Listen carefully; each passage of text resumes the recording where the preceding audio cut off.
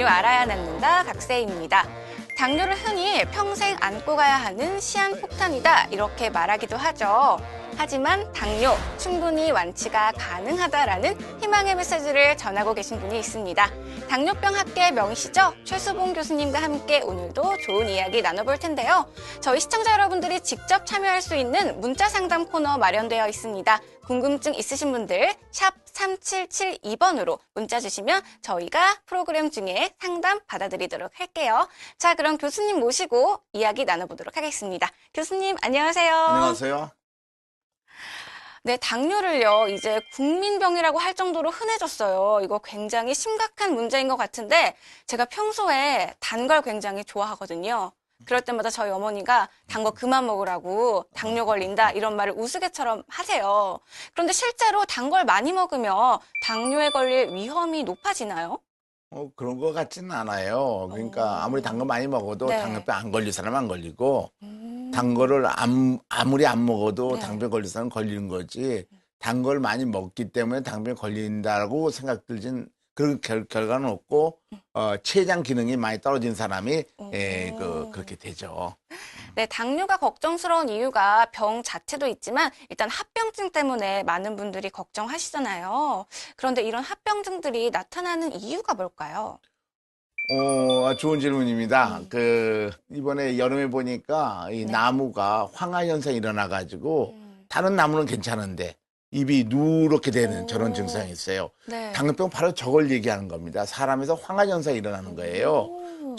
저거 왜 그러냐 그랬더니 영양 부족이라고 그래요. 뿌리가 썩거나 네. 또 너무 감이 들었는데 물이 안 들어가지고. 그 당뇨병의 합병증은 건 뭐냐면 우리 세포가 이렇게 영양 실조 때문에 파괴되는 거예요. 왜 파괴되느냐? 당뇨병을 잘 이해해야 되는데 당뇨병의 원인은 이 오른쪽에는 췌장이 망가져서 그런 겁니다. 음식을 먹으면은 영양분이 피 속에 들어와서 포당으로 들어오죠. 그게 혈당치죠. 그 포도당이 열려니까 그 영양분이 인슐린 작용해서 우리 피 속으로 들어가서 우리 몸속에 힘이 되고 살이 돼야 되는데 췌장에서 인슐린 안 나오니까 어떻게 되겠어요? 몸속으로 영양분이 못 들어가죠. 황화 현상이죠.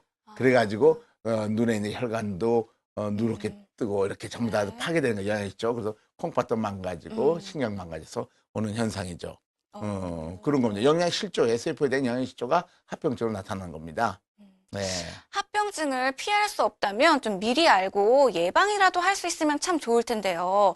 내가 어떠한 합병증에 지금 위험도가 노출이 되어 있다. 이런 거 미리 알 수 있는 검사 방법은 없을까요? 그러니까 혈당 높다면은 합병증 많이 올 수 있겠죠. 그래서 3개월간 혈당치를 나타내는 방법이 있어요. 3개월간 한 순간이 아니라 그걸 당화혈색소라고 합니다. 헤모글로빈, 당화혈색소와 포단 결합된 당화혈색소는 3, 4개월 혈당치를 표시해요. 그래서 네. 데이터를 보면 당화혈색소가 6이 정상인데 6%가 정상인데 7, 8, 90 올라가면 퍼센트 올라갈수록 망막증, 신장증, 요단백 이런 것도 점점 증가하죠. 그래서 당화혈색소 높으면 앞으로 합병증 오겠구나 이렇게 예측할 수가 있죠. 그래서 혈당치를 정상화하려고 하는 이유가 거기 있습니다. 그러나 혈당치가 정상한다 할지라도 작게 먹고 혈당 떨어질 때면은 영양실조가 계속 오니까 그건 관계없고 잘 먹을 때 이런 법칙이 적용되는 거죠. 그런데 아무리 조심을 하고 치료를 열심히 해도 당뇨를 오래 알아오신 분들은 꼭 합병증이 생기더라고요. 약도 드시고 이제 기존 치료 방법도 병행하고 있는데 이렇게 혈당 조절이 잘 안 되는 이유가 뭘까요? 그 치료 방법이 그 합병증을 예방할 수 없을 정도의 옳지 않은 방법이라고 그렇게 얘기도 되겠죠. 실제로 이때까지 이제 기존의 방법은 이제까지 많이 쓰는 것은 먹약추라는 것이 주예요. 근데 먹약추라면 맨 처음에 반알 먹다가 하나를 먹다가 두 알 먹다가 세 알 먹다가 나중에 인슐린 주사까지 맞았대요. 그러니까 인슐린 이게 먹량이 증가한다는 게 뭐냐면 실제로는 우리 췌장에서 인슐린 만드는 양이 점점 줄어들었다는 얘기입니다. 그러니까 인슐린 자극하는 약을 더 많이 준 거죠. 그래서 저렇게 치료한 경우에는 당뇨병이 낫지 않고 열심히 병원에 다니고 치료한다 할지라도 합병증을 다 갖고 오게 되는 거예요. 상당히 우리는 마음 아프게 생각해요. 우리 그 치료하는 의사로서는. 그래서 올바른 치료를 해야 되는 것이죠. 네, 교수님께서는 기존 치료 방법과는 전혀 다른 이 인공췌장 기능을 하는 인슐린 펌프 치료를 권장하고 계시잖아요. 이 인슐린 펌프 치료가 기존 치료 방법과 어떤 점이 다른지 설명 부탁드릴게요. 네, 바로 전에 말한 것처럼 중요한 장기가 고장이 났어요. 이게 당뇨병의 췌장이. 그래서 췌장과 똑같이 일하는 기계를 달아주면은 네. 췌장이 인슐린 만든 세포를 건강하게 만들어서 회복시키죠. 그래서 이 인슐린 펌프 치료하게 되면은 인슐린 들어가는 양이 시간이 갈수록 점점 줄여줘야 돼요. 아니면은 혈당이 너무 떨어지니까. 그래서 인슐린 밖에서 점점 시간이 갈수록 점점 줄이게 된다. 오늘은 10대면 내일은 9고 내일은 8이 이렇게 줄어든단 말입니다. 이렇게 되니까 결국은 췌장을 다 회복시켜버리면은 치료가 없는 상태로 되게 되는 거죠. 그래서 완치된 일도 많고 치료 없는 상태에 됐다는 건 뭐냐면 네. 합병증을 예방할 수 있다는 거죠. 합병증 없죠. 그래서 합병증을 예방할 수 있다는 건 전 세계로 잘 알려져 있습니다. 네, 오늘도 교수님과 함께 본격적인 당뇨에 대한 이야기 나눠보기 전에 먼저 소개해 드릴 분이 있습니다. 이분은요, 오랫동안 이 기존 치료 방법을 해오시다가 4년 전부터 인슐린 펌프 치료를 하고 나서 건강이 많이 회복되셨다고 해요. 화면으로 먼저 만나보도록 하겠습니다. 안양천 부근의 한 공원.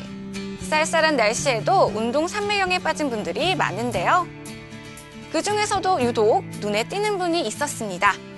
사이클을 타는 모습이 언뜻 봐서는 나이를 짐작하기 어렵지만 웬만큼 타본 솜씨가 아닌데요. 자기소개 직접 부탁드려도 될까요?